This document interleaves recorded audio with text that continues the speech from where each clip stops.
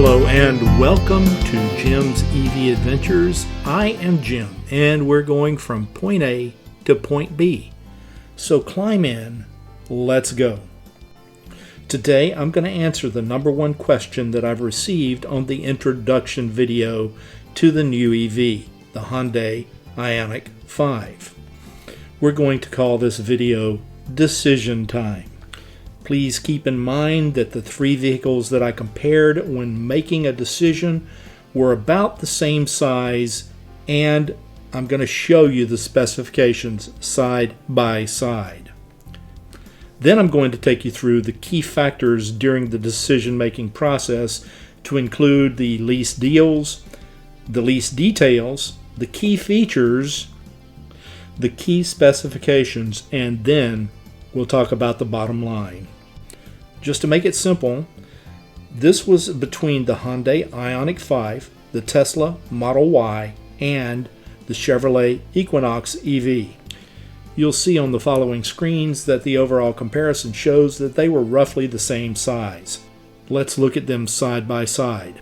You'll notice that the interior specifications were all within just a couple of inches of each other. Front headroom, legroom, shoulder room, hip room, and rear headroom, legroom, shoulder room, and hip room. You will also notice that the overall length was within about 10 inches, overall width within a couple of inches, and the height within 1 inch. But the wheelbase on the IONIQ 5 is about 2 inches longer than the Equinox and 5 inches longer than the Model Y. Cargo room in the Model Y is bigger than the other two cars, and I'm not sure how they do that other than opening some sort of interdimensional space time continuum inside the car. All of the traction batteries were within just a few kilowatt hours of each other in size. Efficiency ranged between 3.75 miles per kilowatt hour and 4.1 miles per kilowatt hour. Warranties were roughly the same. And I'll go over charging speed when I get to the decision factors. So now we're going to talk about why the IONIQ 5 won out over the Tesla Model Y and the Chevrolet Equinox EV. Again, the IONIQ 5 is the SEL trim rear-wheel drive, so I compared it to the long-range rear-wheel drive for the Tesla Model Y and the Rally Sport trim without Super Cruise and its front-wheel drive on the Chevrolet Equinox. I contacted all three companies to get the best deal. What you see on the screen, I have quotations for. While the Hyundai does not qualify for the tax incentives, I did get $16,900 in incentives to make this price what it is. And you can see that it is more than $120 cheaper than the Equinox and almost $200 cheaper than the Model Y.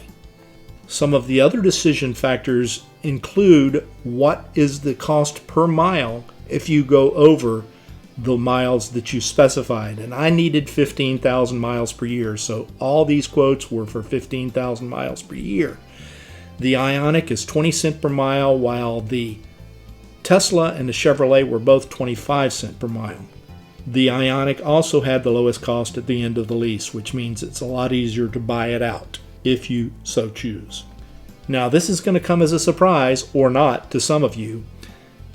The IONIQ has Apple CarPlay. Tesla and Chevrolet do not offer Apple CarPlay. Full self-driving is extra for the Tesla, and Super Cruise is extra for the Equinox, while Hyundai Driving Assistant is standard on the SEL and above trim models. Finally, let's get down to charging and range. The Hyundai charges faster than both the Tesla and the Chevrolet. 350 kilowatt charging as compared to 210 and 150 kilowatt.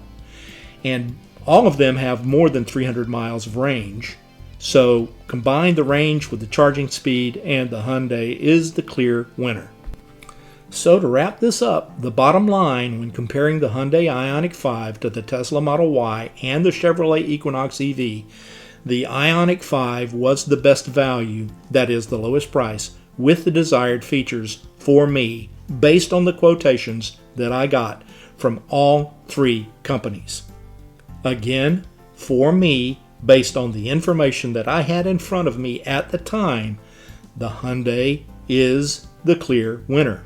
Now, you may get different deals in your location, and that's good for you.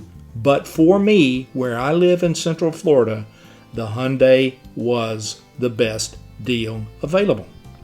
I truly hope this clears up and answers the questions about why I chose the Hyundai IONIQ 5 over any other cars in its class.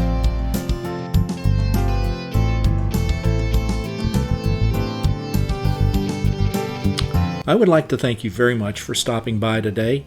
Please do remember to subscribe, share, comment, and like, and ring the notification bell so you'll know when we've uploaded something new.